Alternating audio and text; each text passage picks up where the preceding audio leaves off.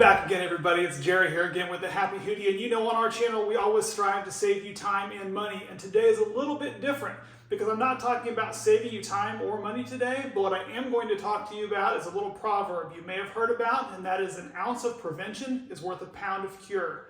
And today, that ounce of prevention we're talking about is installing a protective mat underneath our kitchen or bathroom sink. And the reason why I'm going to talk about doing that today is because in our line of work, we own some apartment communities, and one of the biggest complaints we get are from people that have a leaky sink or a leaky garbage disposal that ends up leaking into their cabinet underneath their sink, and we don't find out about it until days or possibly weeks later when we hear about it from the tenant down below, and by then the damage is already done. So to prevent that from happening, I'm going to show you how cheap it is to install one of these. Before we get too far though, I want you to go down and hit that like and subscribe button on our channel and hit that bell.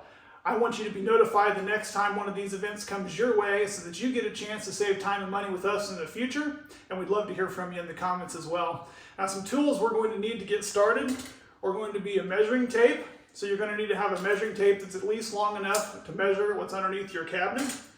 You're going to need a razor blade in case you do need to cut this under the cabinet mat. You're also going to need a marker if you do need to mark that to cut it, or if you need to measure to do a couple of cut arounds like I'm going to show you in a second. And lastly, you're going to need some clear silicone or some caulking so that you can go around the outside edge of this once you're all completed.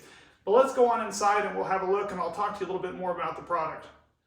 A typical kitchen sink is going to be a 24-inch depth by 36-inch wide standard cabinet size.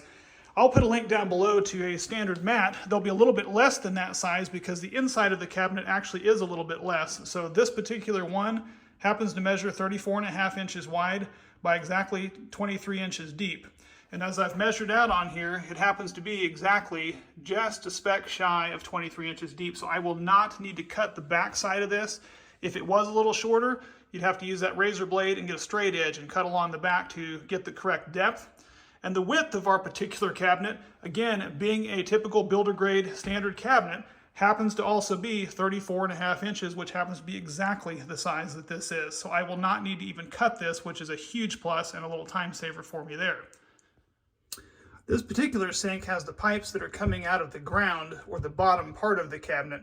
Had we have had pipes that were coming out of the back side of this cabinet, it would have been easy peasy lemon squeezy. I would have just put it in here and siliconed around the back edge and around the side edge, and we would have been done.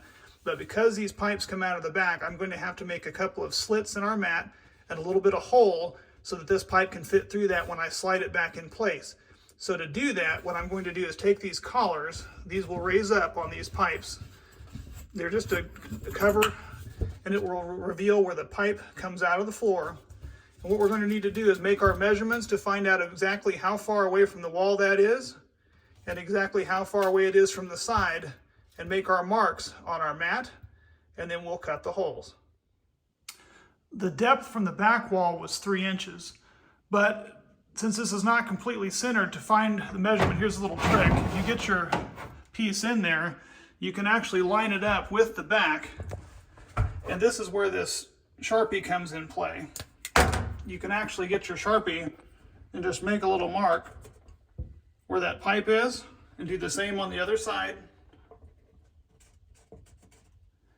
And now all I have to do is come 3 inches off those marks and put a little hole, and we'll be ready to slide it in place.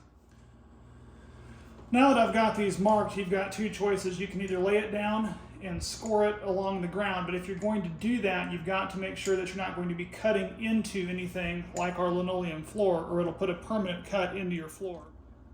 Now that we've got those slits cut out, just simply push down on this middle part here and bend it around this to where it can then slide into place, and it'll slide around those pipes. You might have to work around it a little bit to get it to fit exactly,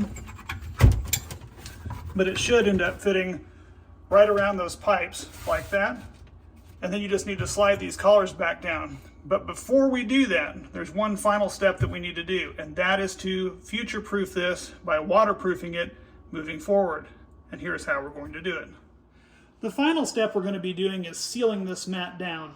And that's going to be done in 3 separate phases. One, we're going to go ahead and silicone around where this pipe came through the floor.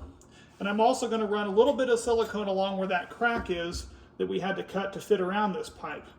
Secondly, we're going to push these collars back down and silicone around the top of the collar as well as the base of that collar, double checking that crack to make sure that we've got everything covered. The final step is going to be then running a bead of silicone around the back edge and side edges only of this mat. Now we all know that water goes to the lowest point, but what we want to do is make sure that any water that might happen to fall in here from a garbage disposal or a sink will eventually find its way out onto the kitchen floor in front of you. Again, this does not prevent the leaks. All it does is get your attention to them sooner so that the water doesn't go down in the wall and cause mold and mildew issues down the future that can cause you thousands of dollars in repairs. I do hope you found our little tutorial today helpful, and I hope that you decide to do this in your own kitchen because trust me, it will save you a bundle in the future should anything ever happen. Now again, this does not prevent leaks in your kitchen sink or your bathroom, but what this can do is alert you to those sooner so that you have the opportunity to fix the problems, and that ounce of prevention could easily save you a pound of cure. I'm Jerry with the Happy Hootie, and we'll see you again next time.